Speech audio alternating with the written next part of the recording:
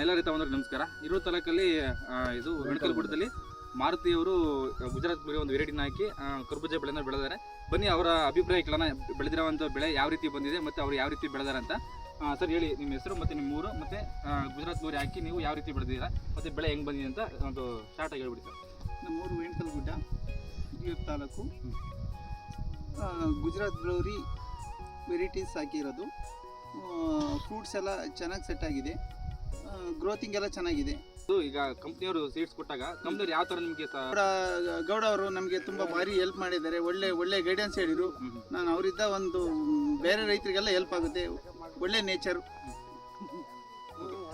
ನೋಡಿಲ್ಲ ತಗೊಂಡ್ರೆ ಗುಜರಾತ್ ಗೋರಿ ಯಾರು ಮಾರುತಿಯವರು ಹಾಕಿ ಯಾವ ರೀತಿ ಬೆಳೆದ ಅಂತ ನೀವು ನೋಡ್ತಾ ಇರ್ಬೋದು. ಕಾಯಿ ಸೆಟ್ಟಿಂಗ್ ಆಗಿರ್ಬೋದು, ಪ್ರತಿಯೊಂದು ಗಿಡಕ್ಕೆ 4 ರಿಂದ 5 ಕಾಯಿ ಸೆಟ್ ಆಗಿದೆ. ಮತ್ತು ಶೈನಿಂಗ್ ಆಗಿರ್ಬೋದು, ಶೇಪ್ ಆಗಿರ್ಬೋದು, ಸೈಜ್ ಆಗಿರ್ಬೋದು ತುಂಬ ಚೆನ್ನಾಗಿದೆ. ನೀವು ಯಾರನ್ನ ಹಾಕಬೇಕು ಅಂದರೆ ಕೆಳಗಡೆ ಕಾಣ್ತಾ ಇರುವಂಥ ನಂಬರಿಗೆ ನೀವು ಕರೆ ಮಾಡ್ಬೋದು. ನೀವು ಅವರು ಕಂಪ್ನಿಯವರು ಕಾಂಟ್ಯಾಕ್ಟ್ ಮಾಡಿದ್ರೆ ಅವರು ನಿಮಗೆ ಪೂರ್ತಿ ಡೀಟೇಲ್ಸ್ ಕೊಡ್ತಾರೆ. ಇದಿಷ್ಟು ವಿಡಿಯೋದ ಮಾಹಿತಿ ಆಯಿತು. ಮಾಹಿತಿ ಇಷ್ಟ ಆಗಿರೋ ದಯವಿಟ್ಟು ನಮ್ಮ ಕನ್ನಡ ಫಾರ್ಮೆಟ್ ಆಗಿ ಒಂದು ವಿಡಿಯೋನ ನಮ್ಮೆಲ್ಲ ರೈತ ಬಂದವರು ಶೇರ್ ಮಾಡಿ. ಎಲ್ಲರಿಗೂ ಧನ್ಯವಾದಗಳು.